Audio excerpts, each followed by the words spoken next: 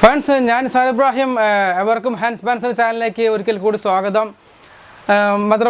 മദർബോർഡുകൾ എന്തുകൊണ്ടാണ് ബ്രൈറ്റായി കാണപ്പെടുന്നത്? അതാണ് ഇന്നലെ നമ്മൾ ചർച്ച ചെയ്യുന്നൊരു വിഷയം.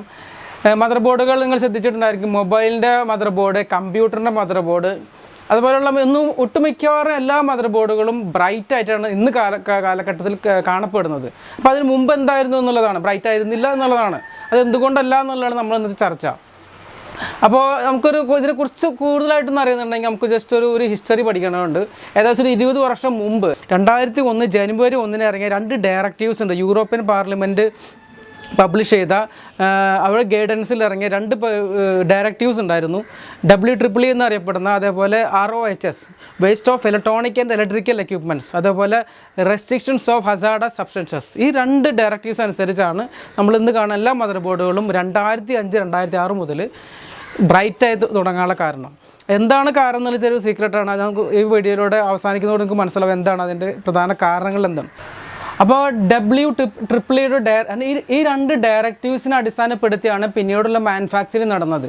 അപ്പോൾ WEEE നിർദ്ദേശം അനുസരിച്ച് വേസ്റ്റായി വരുന്ന ഏതെല്ലാം സാധനങ്ങളും റീസൈക്കിൾ ചെയ്യപ്പെടണം, അതുമൂലം ഉണ്ടാകുന്ന പാരിസ്ഥിതിക മലിനീകരണം മാക്സിമം ഇല്ലാതാക്കണം എന്നുള്ളതായിരുന്നു. ഇനി ROHS എന്താണ് ചെയ്തത്? റെസ്ട്രിക്ഷൻസ് ഓഫ് ഹസാർഡസ് സബ്സ്റ്റൻസസ്, അതായത് ഒരു ലിസ്റ്റ് തന്നെ ഉണ്ടാക്കി. ആ ലിസ്റ്റിൽ mercury, lead, nickel, cadmium, PBB etcetera പോലുള്ള ധാരാളം ലിസ്റ്റുകൾ ഉൾപ്പെടുത്തിയിട്ട് പറഞ്ഞാൽ ഇതൊന്നും ഇനി മാനുഫാക്ചറിങ് ഉൾപ്പെടുത്താൻ പാടില്ല. ഇതാണ് പ്രധാന കാരണം.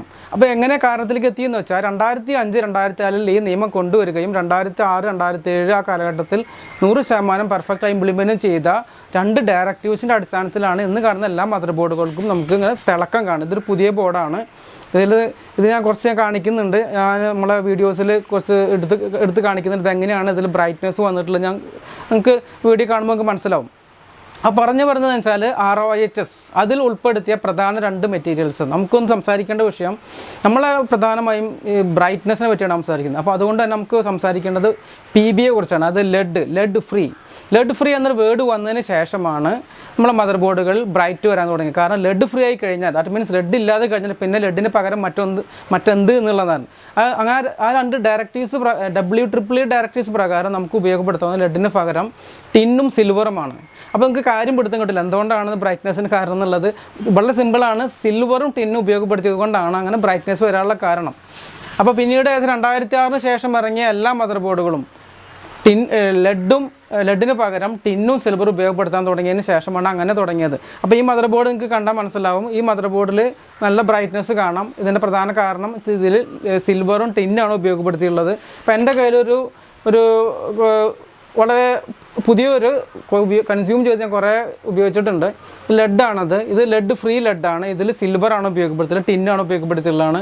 ഇതിലിവിടെയൊക്കെ എഴുതി കാണും. ഞാൻ സ്റ്റിക്കറൊക്കെ കളഞ്ഞുകൊണ്ടാണ് ലെഡ് ഫ്രീ എന്നുണ്ടായിരുന്നത് തമ്മിൽ. ആ ലെഡ് ഫ്രീ ഉണ്ടായിരുന്ന പ്രധാന കാരണങ്ങളിലൊന്ന് വെച്ചാൽ അതിന് ലെഡ് ഉപയോഗിച്ചിട്ടില്ല എന്നുള്ളതാണ്.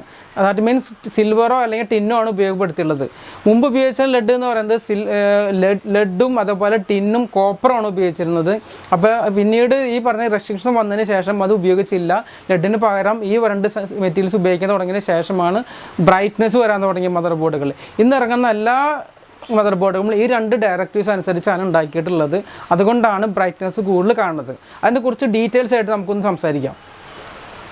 അപ്പോൾ അതിന് മുമ്പായിട്ട് നമുക്ക് ഈ ഫോണൊന്ന് പരിചയപ്പെടണം. ഇത് ജാംബോൻ്റെ കാലത്തെ ഫോണായി മാറി. സത്യത്തിൽ ഇത് 3310. ഇത് അറിയാത്തവർ ആരും ഉണ്ടായിരിക്കില്ല.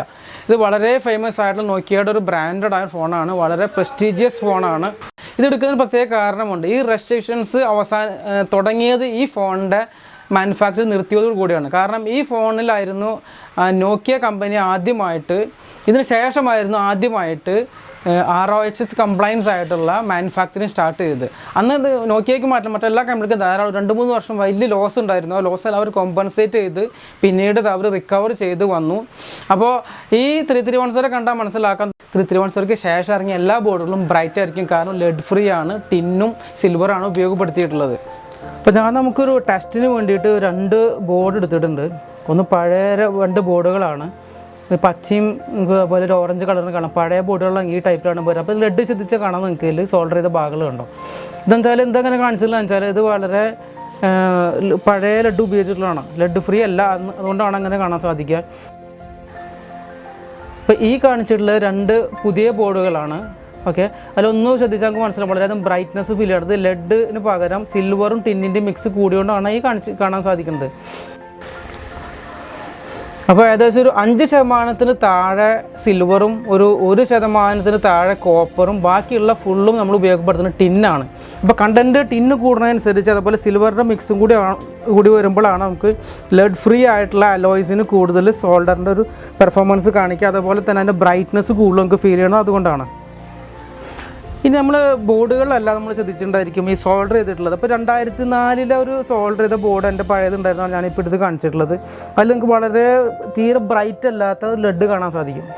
ഈ ബ്രൈറ്റ്നസ് അല്ലാത്ത കാരണം വെച്ചാൽ ലെഡഡ് ആണ്. കാരണം ദാറ്റ് മീൻസ് അതിൽ PB നമ്മൾ കൂടുതൽ ഉപയോഗിച്ചിട്ടുണ്ട്.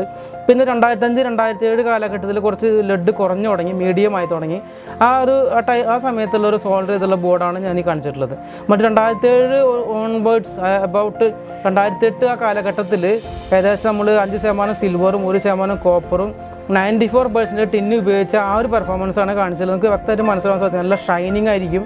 അപ്പോൾ ഇത് ജസ്റ്റ് ഞാൻ പ്രൂവ് ചെയ്തതെന്ന് വെച്ചാൽ ഇത്തരത്തിൽ 3 സ്റ്റെപ്സ് നമ്മൾ ചേഞ്ചസ് വന്നുള്ളൂ, റെവല്യൂഷനാണ് കാണിച്ചിട്ടുള്ളത് ഞാനത്. നമ്മൾ ഈ വീഡിയോ സ്റ്റാർട്ട് ചെയ്തപ്പോൾ തന്നെ കുറച്ചൊരു ബോർഡ് എൻ്റെ കയ്യിലുണ്ടായിരുന്നു. അത് ലെഡ് ഫ്രീ ബോർഡാണ് ഞാൻ പറയുകയും ചെയ്തിരുന്നത്. ആ ലെഡ് ഫ്രീ ബോർഡിൻ്റെ ഒരു പിക്ചറാണ് ഞാൻ ഈ കാണിച്ചിട്ടുള്ളത്. അതിൻ്റെ നിങ്ങൾക്ക് മനസ്സിലാവും, ഞാൻ ഫോക്കസ് ചെയ്തിട്ടുണ്ട് കുറച്ച് ഭാഗങ്ങൾ. അത് ലെഡ് ഫ്രീ ആണ്. അതിൽ കുറച്ച് ബ്രൈറ്റ്നസ് നമുക്ക് കൂടെ ഫീൽ ചെയ്യുന്നില്ല, കാരണം അത് ഫോട്ടോൻ്റെ ആണത്. കുറച്ച് മൈക്രോസ്കോപ്പിക് ആണ്, കുറച്ച് കാര്യങ്ങൾ ഉണ്ടായതുകൊണ്ടാണ് വ്യക്തമായിട്ട് കാണാത്തത്. ഞാൻ ജസ്റ്റ് ചില ഭാഗങ്ങൾ ഞാനിതിന് ഹൈലൈറ്റ് ചെയ്തിട്ടുണ്ട്. അതെന്താണെന്ന് വെച്ചാൽ നമുക്ക് ലെഡ് ഫ്രീ ആണ് കാണിക്കാൻ വേണ്ടിയിട്ടാണ്.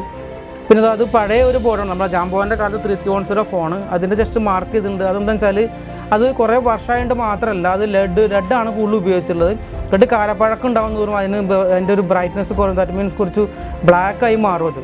എന്നാൽ ലെഡ് ഫ്രീ ആയിട്ടുള്ളതിന് അങ്ങനെ ഉണ്ടാവില്ല, കാലാകാലം ഒരേ ബ്രൈറ്റ്നസ്സിൽ തന്നെ നിൽക്കും. അത് കാണിക്കാൻ വേണ്ടിയിട്ടാണ് ഞാൻ പഴയ ബോർഡിനെ എടുത്തിട്ടാണ് ഇവിടെ കാണിച്ചിട്ടുള്ളത്. ഇപ്പോൾ ഇൻഡസ്ട്രിയിൽ വർക്ക് ചെയ്യുന്ന ആൾക്കാർക്ക് മനസ്സിലാവും വെച്ചാൽ ഇതിപ്പോൾ ഒരു SFP എന്ന് പറയുന്ന ഒരു ഒപ്റ്റിക്കൽ മൊഡ്യൂളാണ്. ഈ ഒപ്റ്റിക്കൽ മൊഡ്യൂളിന് പ്രത്യേകിച്ച് ആകുമ്പോൾ ROHS എഴുതിയുള്ള കാണാം, ഒരു ടിക്കും കാണാം. അതെന്താണെന്ന് വെച്ചാൽ ഇത് ROHF കംപ്ലയൻസ് ആയിട്ടുള്ള ഒരു SFP ആണ് കാണിച്ചിട്ടുള്ളത്. എൻഡ് ടു എൻഡ് കണക്ട് ചെയ്യാൻ വേണ്ടി ഉപയോഗിക്കേണ്ടതാണ്. അപ്പോൾ അതിൽ നിങ്ങൾ പ്രത്യേകം ശ്രദ്ധിച്ചാൽ മനസ്സിലായി, ഞാനൊരു വട്ടം ഇട്ടിട്ടുണ്ട്, അതെന്ന് വെച്ചാൽ ROHS. അപ്പോൾ ഇങ്ങനെ ചില ബോർഡുകളിലും അതേപോലെ ചില പാക്കിങ്ങിലൊക്കെ കണ്ടാൽ നമുക്ക് മനസ്സിലാക്കുന്നതാണ് നമ്മൾ ഈ പറഞ്ഞ രീതിയിലുള്ള എല്ലാ കംപ്ലയൻസും സാറ്റിസ്ഫൈ ചെയ്തുകൊണ്ടാണ് മാനുഫാക്ചർ നടന്നുള്ളത്. ദാറ്റ് മീൻസ് ലെഡ് ഫ്രീ ആയിട്ടാണ് ഈ ഇത്രയും സാധനങ്ങൾ വന്നിട്ടുള്ളത് എന്നുള്ളതാണ്. ഇത് 2008 ശേഷമായിരിക്കും, അല്ലെങ്കിൽ 2006-2007 കാലഘട്ടത്തിന് ശേഷമായിരിക്കും എന്നാണ് നമ്മൾ ഇത്രയും പറഞ്ഞു വന്നത്.